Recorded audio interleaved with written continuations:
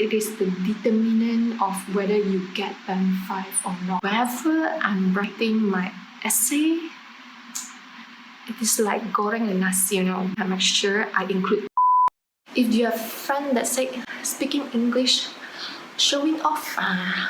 What's up guys, it is Tanny. So this video, I'm going to share about how I got band 5 in MUET. I still remember right after I got my results, my friends were like coming up to me and then asking, how do you get band 5? How do you do in speaking? Like, how do you excel?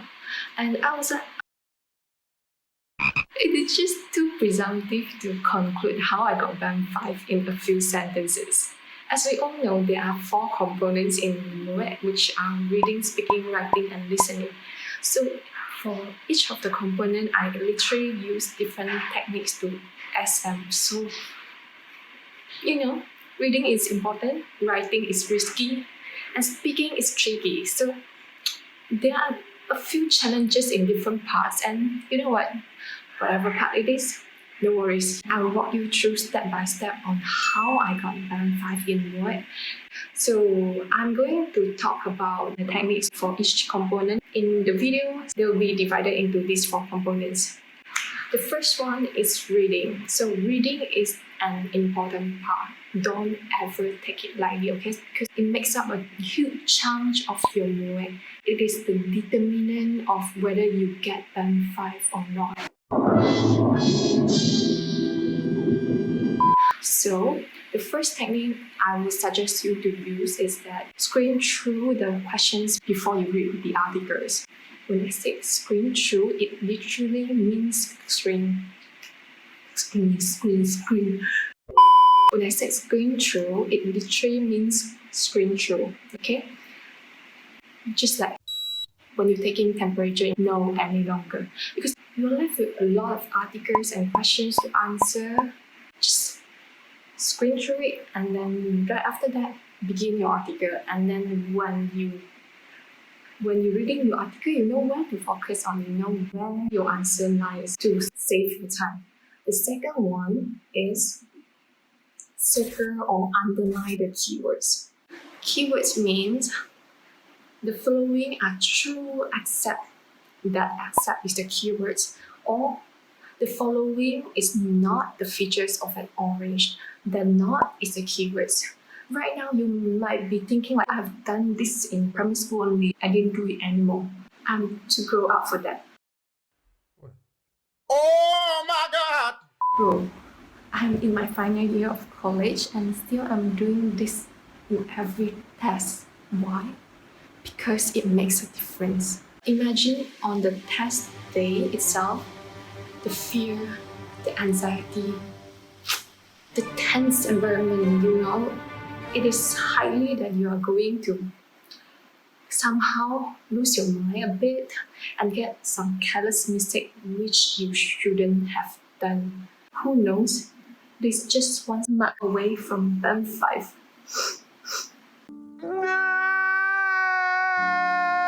So every question is important. You have to take them seriously. Like, underline it so that you make sure that the keywords are glaring at you saying, hello, I'm here. So yeah.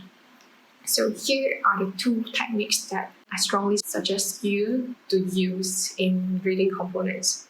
The next one is writing components. So writing, I said it is a risky part because it is different from like science subjects like physics, chemistry, or bio.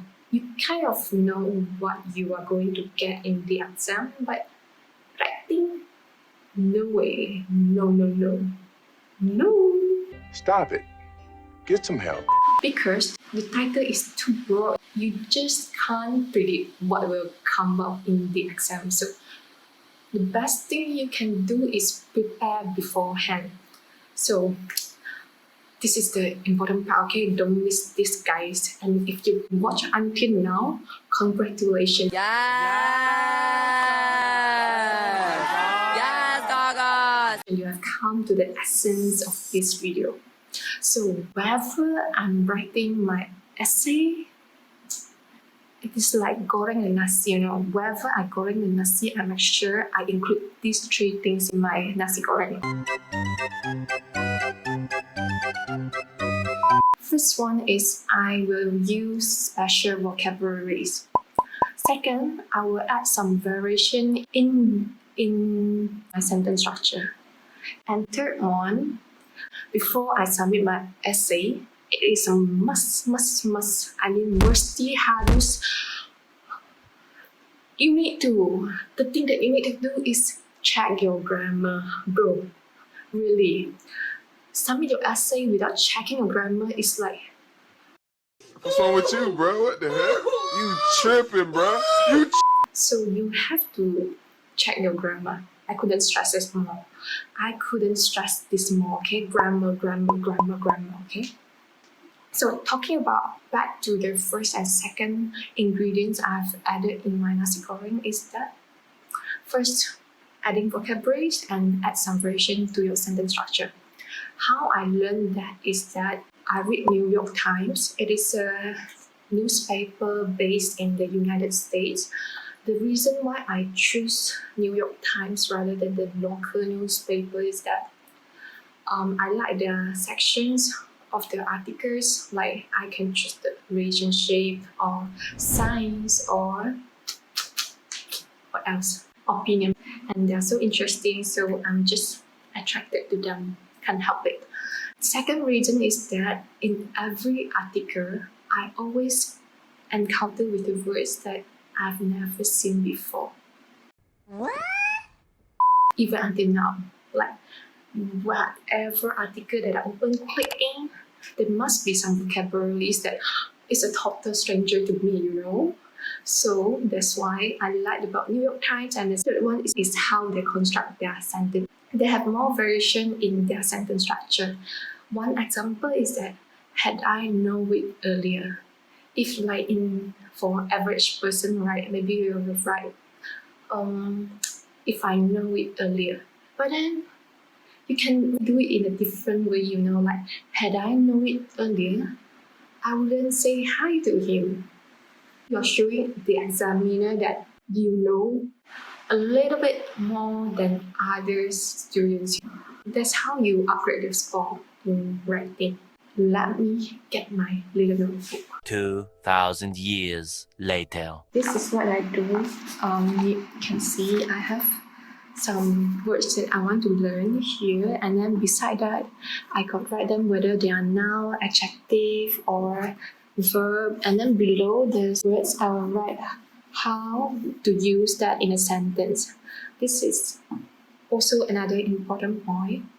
It is not enough to just learn the word. You need to learn how to put them in a sentence. So I always, whenever I learn a new word, I will write down how to use in a sentence. I do it still from 3, and it just helped me a lot until today. When I write something, the words just come. I am the one, the way your son don't need a... And then I just write. Okay. Blah, blah, blah, blah, blah, blah. I feel good.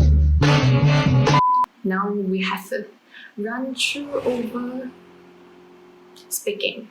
I believe that if you are taking MUET right now, you are probably a matriculation student or associates, or you are STPM student. So literally, you are like living in a learning environment, you know. You are granted with an opportunity to speak English every day. What are you waiting for, huh? What are you waiting for? So now you can like allocate some days throughout the weeks, like Sunday, Monday, Tuesday. Send some helps. Like Tuesday and Thursday, it is your English speaking day with your friends. Or 8 to 10, you have to speak English. That easy. If you are the kind of person that want to learn, you want to improve yourself, of course you will do that, right? And just get a person that has the same goals as you. I believe that if you do that together, consistently correcting each other's mistake and getting less embarrassed with speaking English, you guys are going to ace it together. True. Okay? You can do it, right? Just If do you it. have friend that say speaking English, showing off, even though you feel like you really want to punch them in the head. In reality, just let them be. We don't give a Just keep composed, do your job, and believe if you sow, so shall you reap. Okay? Just believe that. It's going to pay off, guys. True. No, it's true. It's true. Sorry for punching you. On the test day itself, I know it is impossible to not get nervous, but try to control it. Try not to let the anxiety takes over you. Take a deep breath. Feel how you breathe in and breathe out. Settle down and just walk in. It is time for you to show what you learn. Alright? You can do it. And believe that you can do it. Just And do it! I wouldn't say that the opinion you voice up during the speaking test is not that important. But what is more important is that you need to open your mouth to speak. What the examiner want to know is that whether you are able to speak English or not. So just show them, show them, show them.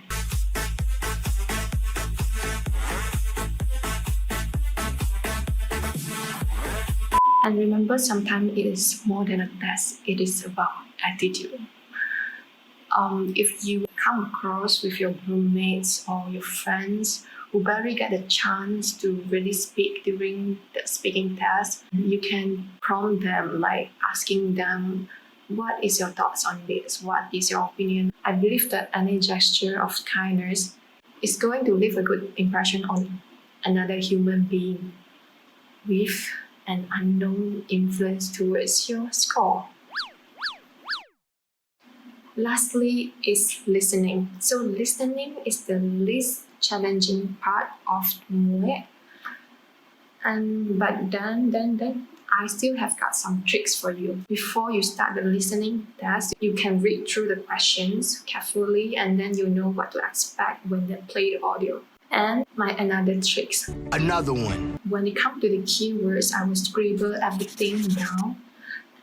When I mean everything, is everything about the keywords, not everything from the audio. It will be crazy.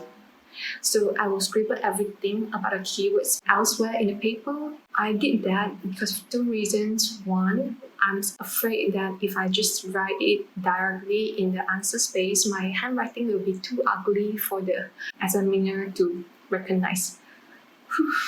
I don't have a good handwriting, so I need to write it properly. And second one is that it is a high chance that later I need to rephrase the sentence, like throw some ing, add some ing. So I'll just write somewhere else and later I'll rephrase them and write it properly, nicely on the answer space. That's all. If you watch until now, here's the tip for your MUET preparation coach. If you find my tips to be helpful, you can always let me know. I'll be very happy to hear that. Good luck and all the best in your MUET. Bye bye.